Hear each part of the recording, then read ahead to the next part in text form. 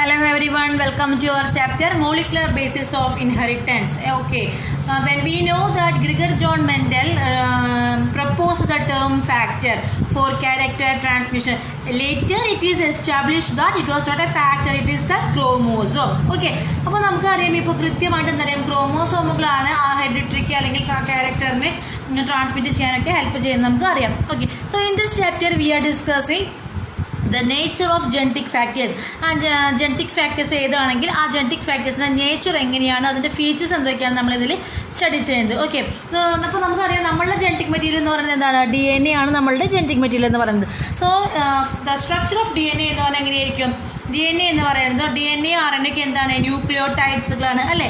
അപ്പോൾ ന്യൂക്ലിയോടൈഡ് എന്ന് പറഞ്ഞിട്ടുണ്ടെങ്കിൽ it is made up of എന്താണ്? Nitrogenous base plus pentose sugar plus phosphate group. ഇത് മൂന്നും കൂടി ചേർന്നാലാണ് എന്തായി മാറുന്നത്? ന്യൂക്ലിയോടൈഡുകളായിട്ട് മാറുന്നത്. ഏതൊക്കെയായിരുന്നു? നൈട്രോജനസ് ബേസ്, പെൻറ്റോസ് ഷുഗർ, അതുപോലെ തന്നെ എന്തായിരുന്നു? Phosphate group. Nitrogenous base, pentose sugar, phosphate group. Okay, അപ്പോൾ ഈ നൈട്രോജനസ് ബേസ് എന്ന് പറയുന്നത് രണ്ട് തരത്തിലുണ്ട്. പ്യൂറൈൻസ് ഉണ്ട്, അതുപോലെ തന്നെ പിരമിഡൈൻസ് ഉണ്ട്. പ്യൂറൈൻ എന്ന് പറയണമെങ്കിൽ അഡിനിനും ഗ്വാനൈനുമാണ്. അഡിനിനും ഗ്വാനൈനുമാണ് എന്ത് പറയുന്നത്? പ്യൂറൈൻസ് എന്ന് പറയുന്നതും അതുപോലെ തന്നെ സൈറ്റോസിനും തൈമിനുമാണ് എന്ത്? Cytosine, thymine, uracil. അതാണ് എന്ത്? പിരമിഡ് എന്ന് പറയുന്നത്. അതിലെ യുറാസിൽ എന്ന് പറയുന്നത് RNA കമ്പോണന്റ് ആണ്. ക്ലിയർ ആയോ? അപ്പോൾ RNA തൈമിന് പകരം ആര് കാണും? യുറാസിലാണ് കാണുക. അപ്പോൾ നമ്മൾ എന്ത് പറയും? ന്യൂക്ലിയോടൈഡ് എന്ന് പറയണമെങ്കിൽ DNA RNA നമ്മൾ പറഞ്ഞ പേരുണ്ട് nucleotide. Nucleotide is made up of nitrogenase base, pentose sugar, പിന്നെ എന്തായിരുന്നു? Phosphate group. DNA ആണെങ്കിൽ അതിലേക്കാണ് പെൻറ്റോസ് ഷുഗർ എന്ന് പറയുന്നത് ഡിയോക്സി റൈബോ ന്യൂക്ലിക് അല്ലേ? ഡിയോക്സി റൈബോസ് ഷുഗറാണ് കാണുക. ഇനി RNA ആണെങ്കിൽ ആ പേര് തന്നെ അതിലുണ്ട്. RNA ആണെങ്കിൽ റൈബോസ് ഷുഗറാണ് RNA കാണുന്നത് എന്ന് പറഞ്ഞു. ഇനി പ്യൂറൈൻസ് ഉണ്ട്. നൈട്രജൻ ബേസസ് രണ്ട് തരത്തിലുണ്ട്. പ്യൂറൈൻസ് ഉണ്ട്, അതുപോലെ തന്നെ പിരമിഡൈൻസ് ഉണ്ട്. പ്യൂറൈൻസ് എന്ന് പറഞ്ഞെങ്കിൽ അഡിനിനും ഗ്വാനിനുമാണ് എന്ത്? പ്യൂറൈൻസ് എന്ന് പറയുന്നത്. പിരമിഡിൻ എന്ന് പറഞ്ഞാൽ എന്താണ്? സൈറ്റോസിനും അതുപോലെ തന്നെ തൈമിൻ, യുറാസിലൊക്കെയാണ്. RNA-ലാണെങ്കിൽ എന്തില്ല? RNA-ലാണെങ്കിൽ അവിടെ അഡിനിന് പകരം അഡിനെ എപ്പോഴും ബൈൻഡ് ചെയ്യുക തൈമിനോടാണ്. പക്ഷേ RNA-ൽ തൈമിനല്ല കാണുക, പകരം ആരെയാണ് കാണുക? യുറാസിലാണ് കാണുക. ഓക്കെ, ഇനിയിപ്പോൾ അവിടെ ആ നൈട്രജൻ ബേസുകളുടെ ഇടയിൽ കാണുന്ന ലിങ്കേജ് അവിടെ ലിങ്കേജുകൾ കാണും അല്ലേ? അപ്പോൾ അവിടെ ആ DNA-ൽ കാണുന്ന ബോണ്ടുകൾ അല്ലെങ്കിൽ അവിടെ സ്ട്രെങ്തൻ ചെയ്യാനുള്ള ബോണ്ട് എന്ന് പറയുന്നത് N-ഗ്ലൈക്കോസിഡിക് ലിങ്കേജും അതുപോലെ തന്നെ ഫോസ്ഫേറ്റ് ബോണ്ടുമാണ്. N-ഗ്ലൈക്കോസിഡിക് ലിങ്കേജും അതുപോലെ തന്നെ ഫോസ്ഫേറ്റ് ബോണ്ടും. ഓക്കെ, ഈ രണ്ട് ന്യൂക്ലിയോടൈഡ്സ് അപ്പോൾ നമ്മളുടെ ഈ DNA സെക്ഷൻ നമുക്കറിയാം. എന്താണ് DNA സെക്ഷൻ എന്ന് പറഞ്ഞാൽ ഡബിൾ സ്ട്രാൻഡ് ആണ് അല്ലേ? ആ ഡബിൾ സ്ട്രാൻഡ് എന്ന് പറഞ്ഞാൽ അതെങ്ങനെയായിരിക്കും? 5'3' ഡയറക്ഷനിൽ. അപ്പോൾ ഒന്ന് 5'3' ഡയറക്ഷനിലാണെങ്കിൽ അടുത്ത് എങ്ങനെയായിരിക്കും? 3'5'. അപ്പോൾ ഈ 5' എന്ന് പറഞ്ഞാൽ എന്താണ്? അവിടെ OH ഗ്രൂപ്പിലെ ആ OH ഗ്രൂപ്പ് കാണുന്നത്. ഓക്കെ, അതിൻ്റെ ബേസിലാണ് എന്ത്? അതിനെ 5', 3' എന്നൊക്കെ പറയുന്നത്. ആ ഫ്രീ എൻഡിൽ ഇപ്പോൾ തേർഡ് പൊസിഷനിലാണ്, 3 പൊസിഷനിലാണ് OH ഗ്രൂപ്പ് എങ്കിൽ അപ്പോൾ 5' ഒരു സ്ട്രാൻഡ് എന്ന് പറയുന്നത് DNA ഡബിൾ സ്ട്രാൻഡ് ആണ്. അതിൻ്റെ ഒരു സ്ട്രാൻഡ് എന്ന് പറയുന്നത് എങ്ങനെയായിരിക്കും? 5', 3' ആയിരിക്കും. ഒരു സ്ട്രാൻഡ് എന്ന് പറയുന്നത് 3', 5' ആയിരിക്കും. പിന്നെ ഷുഗർ ഫോസ്ഫേറ്റ് ബോണ്ട്, ആ ഷുഗറും ഈ നൈട്രോജനസ് ബേസ് ഉണ്ട് പറഞ്ഞു അല്ലേ? പിന്നെ പെൻറ്റോസ് ഷുഗറും എന്തുണ്ട്? ഫോസ്ഫേറ്റ് ഗ്രൂപ്പും ഉണ്ട്. ആ പെൻറ്റോസ് ഷുഗറും ഫോസ്ഫേറ്റ് ഗ്രൂപ്പുമാണ് എന്ത് ചെയ്യുന്നത്? ആ DNA-യുടെ ബാക്ക് ബോൺ എന്ന് പറയുന്നത്. അല്ലെങ്കിൽ പോളിന്യൂക്ലിയോടൈഡിന്റെ ബാക്ക് ബോൺ എന്ന് പറയുന്നത് എന്താണ്? അവിടെയുള്ള ഷുഗറും അതുപോലെ തന്നെ ഫോസ്ഫേറ്റ് ഗ്രൂപ്പും. ഓക്കെ, ഞാൻ ഡയഗ്രാം കാണിച്ചത് നമുക്ക് ഒന്നുകൂടി ക്ലിയർ ആവും. ഇത് നോക്കൂ, DNA-യുടെ ഒരു എൻഡ് പറഞ്ഞാൽ 5' എൻഡ് അല്ലേ? അപ്പോൾ 5' അവിടെ OH, 5' OH. പിന്നെ ഇവിടെ എന്താണ്? ഇത് 5', 3' ആണെങ്കിൽ ഇവിടെ എന്തായിരിക്കും? 3', 5'. അപ്പോൾ ഓരോ സ്ട്രാൻഡും എന്താണ്? ആൻറ്റി പാരലലാണ്. ഇനി നോക്കി നോക്ക്, ഇനി അഡിനിൻ എപ്പോഴും നമുക്കൊരു ചെറുകോ ഫ്ലൂൾ എന്നുണ്ട്. അത് അടുത്ത പേജിൽ വരും, നമുക്ക് പറയാം. പക്ഷെ നമ്മുടെ അഡിനിൻ എപ്പോഴും ബൈൻഡ് ചെയ്യുന്നത് തൈമിനായിട്ടാണ് ബൈൻഡ് ചെയ്യുക. എത്ര ബോണ്ട് വേണം? 2 ബോണ്ട്, 2 ഹൈഡ്രജൻ ബോണ്ട് വെച്ചിട്ടാണ് അഡിനിൻ എപ്പോഴും തൈമിനായിട്ട് ബോണ്ട് ചെയ്യുക. അതുപോലെ തന്നെ സൈറ്റോസിനാണ് ബോണ്ട് ചെയ്യണമെങ്കിൽ അത് ആരായിട്ടായിരിക്കും? ഗ്വാനൈനായിട്ടായിരിക്കും സൈറ്റോസിൻ ബോണ്ട് ചെയ്യുന്നുണ്ടാവും. അപ്പോൾ അത് അവിടെ വേണ്ട ബോണ്ട് അത് ട്രിപ്പിൾ ബോണ്ടാണ്. ഓക്കെ, നിങ്ങളിവിടെ ശ്രദ്ധിച്ചു നോക്കിയാൽ GC TA, ഇവിടെ A ആണെങ്കിൽ ആര് വരുന്നത്? ഇവിടെ T, C ആണെങ്കിൽ G. ഓക്കെ, അപ്പോൾ നോക്കി നോക്കുക, ഷുഗറിൻ്റെയും ഫോസ്ഫേറ്റിൻ്റെയും ബാക്ക് ബോൺ അല്ലേ? അതാണ്. പിന്നെ ഈ സ്റ്റെപ്സ് നമ്മളൊരു ലാഡർ പോലെ തോന്നുകയാണെങ്കിൽ ആ സ്റ്റെപ്സ് ഉണ്ടാക്കിയിരിക്കുന്നതാണ് നൈട്രോജനസ് ബേസ് കൊണ്ടാണ് അതിൻ്റെ സ്റ്റെപ്പ് ഉണ്ടാക്കിയിരിക്കുന്നത്. ക്ലിയർ ആയില്ലേ നിങ്ങൾക്ക്? ക്ലിയർ അല്ലേ പിക്ചർ? ആ പിക്ചർ നോക്കിയാൽ നമുക്ക് ക്ലിയർ ആണ്. ഓക്കെ, ഓക്കെ, അപ്പോൾ ഒരുപാട് വർഷം അതുപോലെ തന്നെ ഒരുപാട് സയന്റിസ്റ്റിന്റെ എഫേർട്ടിന്റെ ഫലമാണ് DNA കണ്ടെത്തിയത്. അപ്പോൾ ഫ്രെഡറിക് മിഷർ എന്ന് പറഞ്ഞ സയന്റിസ്റ്റ് 1869 മറ്റേ നമ്മുടെ പസ് സെൽസിന്റെ ന്യൂക്ലിയയിൽ നിന്നാണ് DNA അസിഡിക് സ്വഭാവത്തിലുള്ള DNA കണ്ടെത്തിയത്. അതുകൊണ്ട് അദ്ദേഹം അതിനെ DNA എന്നല്ല വിളിച്ചത്. അദ്ദേഹം അപ്പോൾ വിളിച്ചത് പേര് എന്താ, ന്യൂക്ലിൻ എന്നാണ്. 1869 ഫ്രെഡറിക് മിഷർ. ഓക്കെ, എന്നിൽ നിന്നാണ് കണ്ടെത്തിയത്? പസ് സെല്ലിലെ ന്യൂക്ലിയസിൽ നിന്നും അസിഡിക് സ്വഭാവമുള്ള ഒരു മെറ്റീരിയൽ കണ്ടെത്തി. അദ്ദേഹം അത് എന്തെന്ന് പേരിട്ടു? ന്യൂക്ലിൻ എന്ന് പേരിട്ടു. അതിനുശേഷം 1953 ആയപ്പോൾ നോക്കൂ നിങ്ങൾ, ആദ്യം നടന്നത് 1869, അതിനുശേഷം പിന്നെ നടക്കുന്നത് എപ്പോഴാണ്? 1953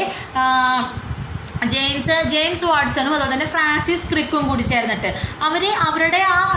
അവരുടെ എക്സ്പെരിമെന്റിന് ഒരു സപ്പോർട്ട് കൊടുത്തത് x ray diffraction data provided by Morris വിൽക്കിൻസും അതുപോലെ തന്നെ റോസ്ലാൻഡ് ഫ്രാങ്ക്ലിനുമാണ്.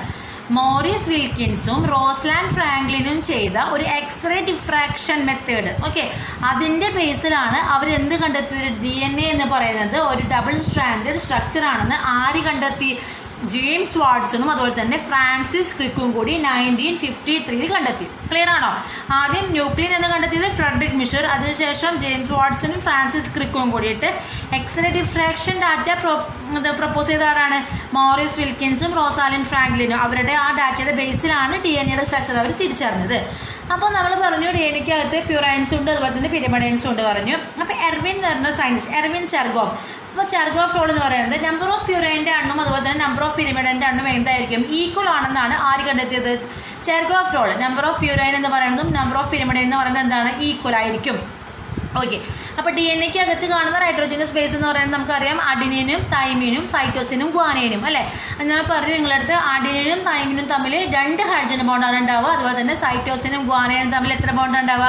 Triple bond. ഓക്കെ, അപ്പോൾ അപ്പോൾ അഡിനിനെ നമ്മൾ ഡിനോട്ട് ചെയ്യുന്നത് A എന്ന ലെറ്റർ വെച്ചിട്ടാണ്. എല്ലാതും അതിൻ്റെ ഫസ്റ്റ് ലെറ്റർ വെച്ചിട്ടാണ് നമ്മൾ ഡിനോട്ട് ചെയ്യുന്നത്. ഓക്കെ, ഇത് ഒന്നുകൂടി കൊടുത്തിരിക്കുന്നത് ന്യൂക്ലിയോട്ടൈഡ്, അത് നൈട്രോജനസ് ബേസ് ഉണ്ട്, പെൻറ്റോസ് ഷുഗർ ഉണ്ട്, ഫോസ്ഫേറ്റ് ഗ്രൂപ്പ് ഉണ്ട്. പെൻറ്റോസ് ഷുഗർ 2 തരത്തിലുണ്ട്, റൈബോസ് ഷുഗറും ഉണ്ട്. അത് RNA കാണുന്ന ഡിയോക്സി റൈബോസ് എന്ന് പറയുന്നത് DNA. നൈട്രോജനസ് ബേസ് എന്ന് പറഞ്ഞെങ്കിൽ പ്യൂറൈൻസ് ഉണ്ട് അതുപോലെ തന്നെ പിരിമിഡൈൻസ് ഉണ്ട്. പ്യൂറൈൻ എന്ന് പറഞ്ഞെങ്കിൽ എന്താണ്? അതിൽ അഡിനിനും ഗ്വാനൈനും ഉണ്ട്. പിരിമിഡൈൻസ് വെച്ചിട്ടുണ്ടെങ്കിൽ എന്താ? Cytosine uracil and thymine. Okay, ഇനി ഇതാ നേരത്തെ നിങ്ങൾക്ക് കാണിച്ചത് DNAയുടെ സ്ട്രക്ചർ ക്ലിയർ ആണോ? ഇപ്പം നിങ്ങൾക്ക് അത് ഇനി ഇതിൽ DNAയുടെ സ്ട്രക്ചർ നമ്മൾ പറഞ്ഞു ഇല്ലേ? അപ്പോൾ ഞാൻ എന്ത് പറഞ്ഞു? ഈ DNA എന്ന് പറയുന്നത് എന്താണ്? ഡബിൾ സ്റ്റാൻഡേർഡ് ആണെന്ന് പറഞ്ഞു. അത് എന്താണ്? ഓരോന്നും ആൻറ്റി പാരലൽ എന്ന് പറഞ്ഞു. ഓക്കെ, ആൻറ്റി പാരലൽ എന്ന് പറഞ്ഞാൽ എന്താണ്?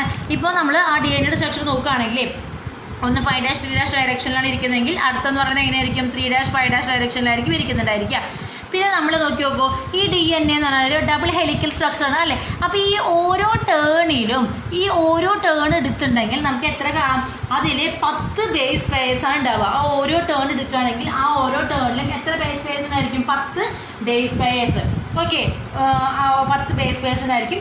പിന്നെ മാത്രമല്ല അതിൻ്റെ ആ പിച്ച് നോക്കുകയാണെങ്കിൽ ഇപ്പോൾ നമ്മുടെ കോയിലിംഗ് ചെയ്ത ഓരോ ഹെലിക്സിൻ്റെയും പിച്ച് നോക്കുകയാണെങ്കിൽ അതെന്ന് പറയുന്നത് 3.4 നാനോമീറ്റർ ആണ്. ഇതിൻ്റെ നമ്മൾ ഈ ഓരോ ടേൺ ചെയ്ത ഈ പോർഷനില്ലേ, അതിന് നമ്മൾ ഹെലിക്സിൻ്റെ പിച്ച് നോക്കുകയാണെങ്കിൽ അത് 3.4 നാനോമീറ്റർ ആണ്. പിന്നെ നമ്മളെന്ന് പറഞ്ഞു, ആ ഒരു ടേണിലെ ബേസ് സ്പേസ് തമ്മിലുള്ള ബേസ് സ്പേസ് തമ്മിലുള്ള അകലെന്ന് പറയുന്നത് അല്ലേ, അതെന്ന് പറയുന്നത് എത്രയാണ്? 0.34 നാനോമീറ്റർ ആണ്. അപ്പോൾ നമ്മൾ എന്താ പറഞ്ഞു? ഈ DNA എന്ന് പറയുന്നത് ഡബിൾ ഹെലിക്സ്, അതല്ലെങ്കിൽ double anti parallel structure, 5' direction, 3' OH പറഞ്ഞു. പിന്നെ നമ്മൾ എന്തെന്ന് പറഞ്ഞു? അവിടെ നമ്പർ ഓഫ് പ്യൂറൈൻസും നമ്പർ ഓഫ് പിരിമിഡൈൻസ് എന്ന് പറയുന്നത് ഈക്വൽ ആണ് അല്ലേ? അതിൻ്റെ ബാക്ക് ബോൺ എന്ന് പറയുന്നത് ഷുഗർ ഫോസ്ഫേറ്റ് ബാക്ക് ബോൺ എന്ന് പറഞ്ഞു. ആ ഒരു ടേൺ എടുത്താണെങ്കിൽ അതിൽ എത്ര ബേസ് സ്പേസ് ഉണ്ട്? 10 ബേസ് സ്പേസ് കാണാമെന്ന് പറഞ്ഞു. പിന്നെ നമ്മൾ എന്താ പറയുക? അതിൽ നമ്മൾ ഒരു ഹെലിക്സിലെ ഒരു ഹെലിക്സ് എടുക്കുകയാണെങ്കിൽ ആ ഹെലിക്സിലെ നമ്മൾ പിച്ച് നോക്കുകയാണെങ്കിൽ അതെന്ന് പറയുന്നത് എത്രയാണ്? 3.4 നാനോമീറ്റർ ആണ്. അടുത്തടുത്ത ബേസ് സ്പേസ് തമ്മിലുള്ള അകലം എന്ന് പറയുന്നത് എത്രയാണ്? അടുത്തടുത്ത ബേസ് സ്പേസ് തമ്മിൽ അകലെന്ന് പറയുന്നത് 0.34 നാനോമീറ്റർ. നോക്കി നോക്കുക, നമ്മുടെ DNA എന്ന് പറയുന്നത് റൈറ്റ് ഹാൻഡഡ് DNA ആണ്. നമ്മുടെ DNA എന്ന് പറയുന്നത് എന്ത് DNA ആണ്? Right handed DNA. അതുകൊണ്ട് തന്നെ വാട്സൺ ക്രിക്ക് പ്രപ്പോസ് ചെയ്ത DNA എന്ന് പറയുന്നത് B-DNA ആണ്. അപ്പോൾ ടൈപ്പ് ഓഫ് DNA എന്ന് പറയുകയാണെങ്കിൽ 3 തരത്തിലുണ്ട്: A-DNA, B-DNA, Z-DNA. ADNA, BDNA, BDNA and Z-DNA. 3 തരത്തിലുള്ള DNAകളുണ്ട്. അതിൽ ADNA റൈറ്റ് ഹാൻഡഡ് ആണ്, BDNA എന്ന് പറയുന്നതും റൈറ്റ് ഹാൻഡഡ് ആണ്. ZDNA എന്ന് പറയുന്നത് എന്താണ്? ലെഫ്റ്റ് ഹാൻഡ് DNA ആണ്. അതിന്റെ റൊട്ടേഷൻ തിരിയുന്നത് പറയുന്നത് കേട്ടോ. അപ്പൊ വാട്സൺ ആൻഡ് ക്രിക്ക് കണ്ടെത്തിയ DNA എന്ന് പറയുന്നത് എന്ത് DNA ആണ്? B DNA ആണ് വാട്സൺ ആൻഡ് ക്രിക്ക് കണ്ടെത്തിയ DNA എന്ന് പറയുന്നത്. അപ്പൊ നമ്മുടെ DNA എന്ന് പറയുന്നത് റൈറ്റ് ഹാൻഡഡ് ഫാഷൻ ആണ്. നോക്കി നോക്കൂ, the coiling results the pitch of the helix as 3.4 nanometre and with 10 base pairs. One turn shows the base pair at a distance of 0.34. അപ്പോൾ ഓരോ ഡിസ്റ്റൻസും ബേസ് പെയറിന്റെ ഇടയ്ക്കുള്ള ഡിസ്റ്റൻസ് എന്ന് പറയുന്നത് എത്രയാണ്? 0.34 നാനോമീറ്റർ ആണ്. Clear? Okay, next we are discussing central dogma of molecular biology. Francis Crick propose ചെയ്ത ഒരു വലിയൊരു ഐഡിയ ആണ് എന്ത്? സെൻട്രൽ ഡോഗ്മ എന്ന് പറയുന്നത്. Central dogma of molecular biology വളരെ ഇമ്പോർട്ടൻ്റ് ആണ്. നമ്മൾ കൃത്യമായിട്ട് അത് അറിഞ്ഞിരിക്കണം. DNA-യിൽ നിന്ന് RNA ഫോം ചെയ്യാം. ക്ലിയർ? DNA-യിൽ നിന്ന് RNA, അതായത് ഡബിൾ സ്ട്രാൻഡ് ആയിട്ടുള്ള DNA നിന്ന് എന്ത് ഫോം ചെയ്യുക? സിംഗിൾ സ്ട്രാൻഡ് ആയിട്ടുള്ള RNA ഫോം ചെയ്യാം. അപ്പൊ ഈ പ്രോസസ്സിനെ പറഞ്ഞ പേരാണ് എന്ത്? ട്രാൻസ്ക്രിപ്ഷൻ. ക്ലിയർ? DNA-യിൽ നിന്ന് RNA ഫോം ചെയ്യുന്ന പറഞ്ഞ പേരാണ് എന്ത്? ട്രാൻസ്ക്രിപ്ഷൻ. ഇനി തിരിച്ചാണ് നടക്കുന്നത് വെക്കുക. തിരിച്ചെടുക്കുക പറഞ്ഞു കഴിഞ്ഞാൽ RNA നിന്ന് DNA ഫോം ചെയ്യുക. അതിന് പറഞ്ഞ പേര് എന്താണ്? Reverse transcription. Reverse transcription. ഇനി DNA-യിൽ നിന്ന് DNA-യുടെ തന്നെ കോപ്പി ഉണ്ടാവുകയാണെങ്കിൽ അതെന്താണ്? റെപ്ലിക്കേഷൻ. നമ്മളതിന്റെ കോപ്പി ഉണ്ടാവുക എന്ന് പറഞ്ഞ ടൈമാണ് എന്ത് പറയുന്നത്? റെപ്ലിക്കേഷൻ എന്ന് പറയുന്നത്. അപ്പൊ DNA-യിൽ നിന്നും DNA-യുടെ തന്നെ കോപ്പി ഉണ്ടാവുകയാണെങ്കിൽ അതിനെ റെപ്ലിക്കേഷൻ എന്ന് വിളിച്ചു. അതുപോലെ തന്നെ RNA നിന്നും RNA-യുടെ കോപ്പിയാണ് ഫോം ചെയ്യുന്നതെങ്കിൽ അത് എന്ത് വിളിക്കാം? നമുക്ക് റെപ്ലിക്കേഷൻ എന്ന് വിളിക്കാം. ഇനി RNA-യിൽ നിന്ന് പ്രോട്ടീൻ ഉണ്ടാകുന്ന പ്രോസസ്സിനെ പറഞ്ഞ പേരാണ് എന്ത്? ട്രാൻസ്ലേഷൻ. ക്ലിയർ? RNA-യിൽ നിന്ന് പ്രോട്ടീൻ ഉണ്ടാകുന്ന പ്രോസസ്സിനെ പറഞ്ഞ പേരാണ് എന്ത്? Translation. So this is the central dogma of molecular biology proposed by Francis Crick. എന്തൊക്കെയായിരുന്നു പറഞ്ഞിരുന്നത് നമ്മളിപ്പോൾ? DNA എന്ന് പറഞ്ഞാൽ ഒരു ജനറ്റിക് മെറ്റീരിയൽ അല്ലെ. ആ DNA സ്വയം അതിൽ നിന്ന് റെപ്ലിക്കേഷൻ സംഭവിച്ച് പുതിയ DNAs ഉണ്ടാവുകയാണെങ്കിൽ ആ പ്രോസസ്സ് റെപ്ലിക്കേഷൻ. DNA-യിൽ നിന്ന് RNA ഫോം ചെയ്യുന്ന പ്രോസസ് ആണെങ്കിൽ ട്രാൻസ്ക്രിപ്ഷൻ.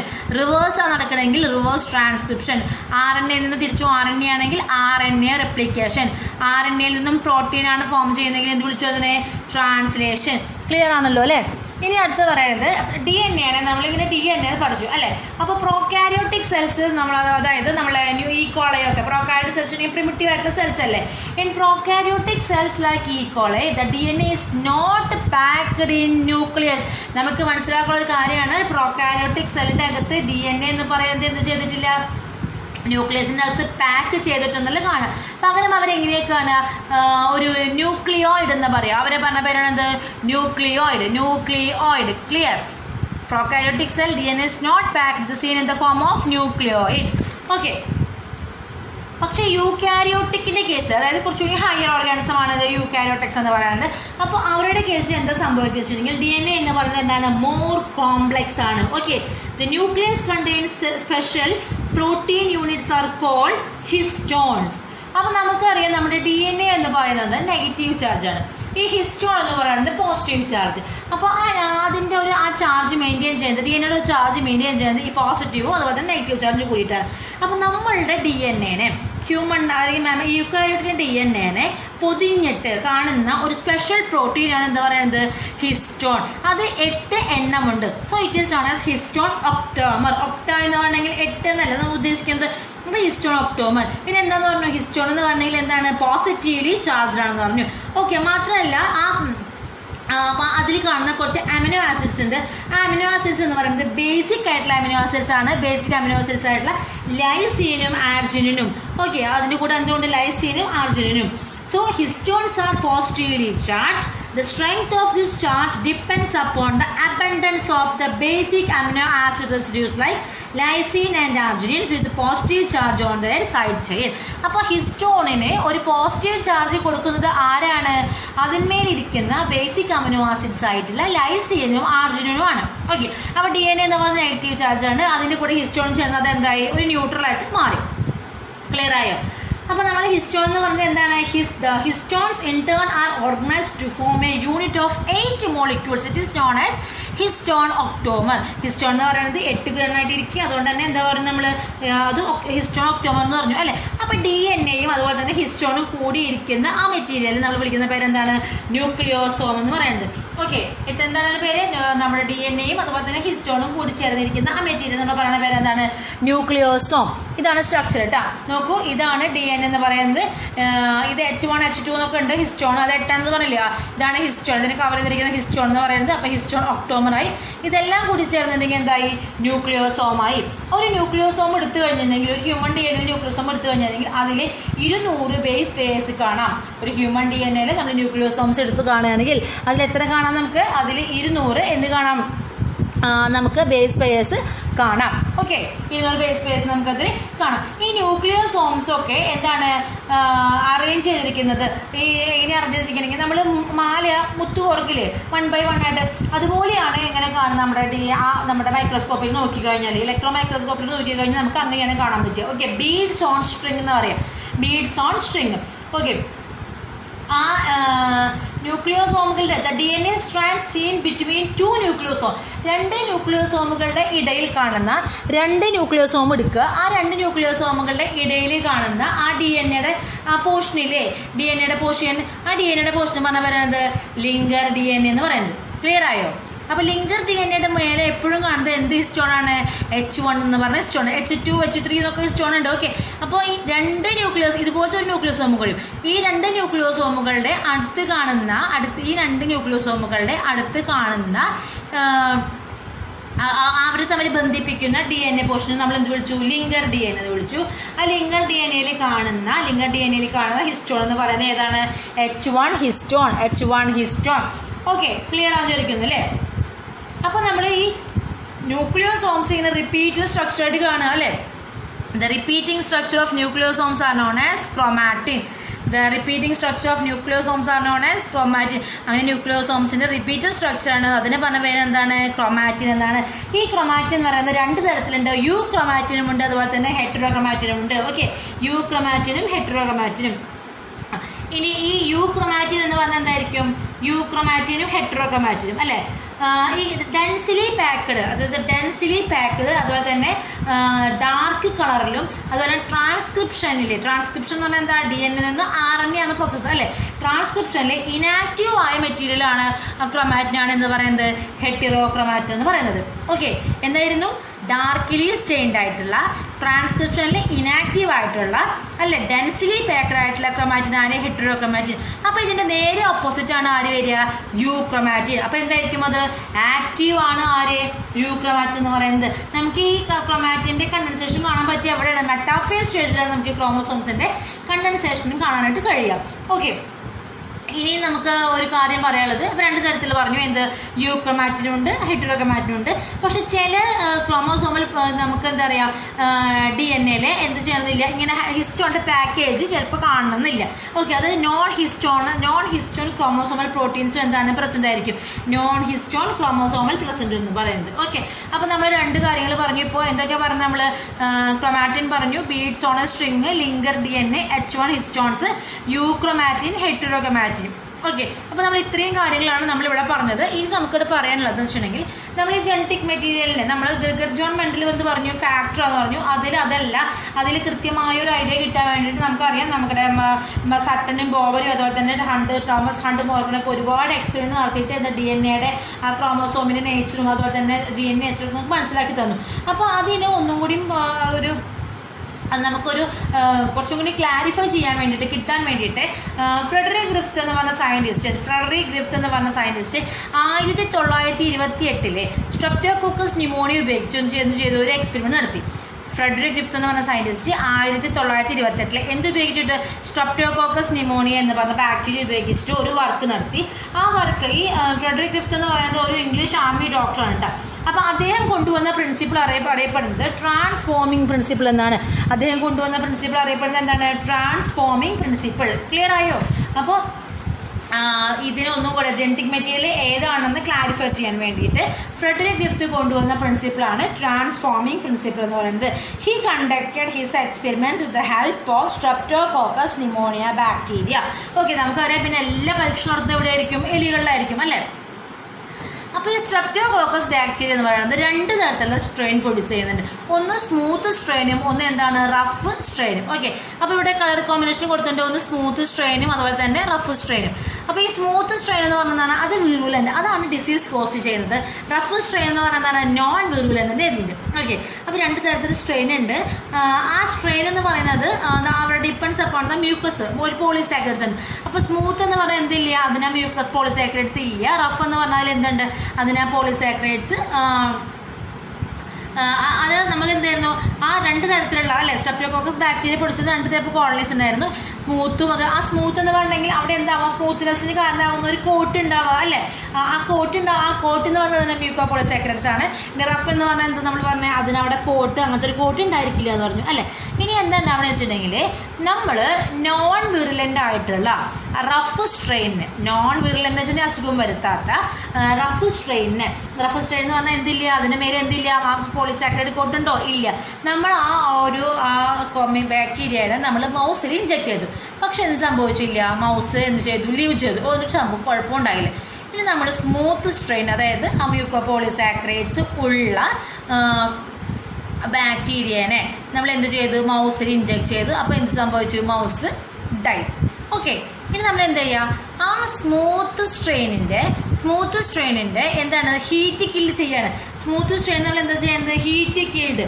ഓക്കെ, അങ്ങനെ ഹീറ്റ് കിൽഡ് ചെയ്യുമ്പോൾ അവിടെ എന്ത് സംഭവിക്കുകയാണ്, അതിന്റെ ആ മേലെയുള്ള വിറുലന്റ് നേച്ചർ കൊടുക്കുന്ന മ്യൂക്കോപോളിസാക്കറൈഡ്സ് ഇല്ലേ, അത് നശിച്ചു പോവാണ്. അപ്പോൾ എന്താണ്, അത് അതിനൊക്കെ ഇഞ്ചെക്ട് ചെയ്തപ്പോഴും അപ്പോഴും എന്ത് സംഭവിച്ചു, ആ മൈസ് എന്ന് പറയുന്നത് കുത്തിവെച്ചപ്പോൾ ആ മൈസിന് കുഴപ്പമൊന്നും ഉണ്ടായില്ല. അപ്പോൾ ഹീറ്റ് കിൽഡ് ആയിട്ടുള്ള എസ്ട്രെയിൻ മൈസിലേക്ക് ഇഞ്ചെക്ട് ചെയ്തപ്പോൾ എന്ത് സംഭവിച്ചു, അവിടെ ആ മൈസിന് ഡെത്തും സംഭവിച്ചില്ല, മൈസ് എന്തായി, ലീവ്ഡായി.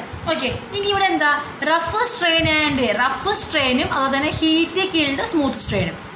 റഫ് സ്ട്രെയിനും അതുപോലെ തന്നെ ഹീറ്റ് കിൽഡ് സ്മൂത്ത് സ്ട്രെയിനും രണ്ടും കൂടി മൈസിൽ ഇഞ്ചെക്ട് ചെയ്തപ്പോൾ എന്ത് സംഭവിച്ചു, മൈസ് മരിച്ചുപോയി. അപ്പോൾ ആദ്യത്തെ കേസ് എങ്ങനെയായിരുന്നു, റഫ് സ്ട്രെയിൻ ഇഞ്ചെക്ട് ചെയ്തപ്പോൾ മൈസ് ലീവ് ചെയ്തു, സ്മൂത്ത് സ്ട്രെയിൻ ടേസ്റ്റ് ചെയ്തപ്പോൾ മൈസ് എന്ത് ചെയ്തു, ഡൈ ആയി.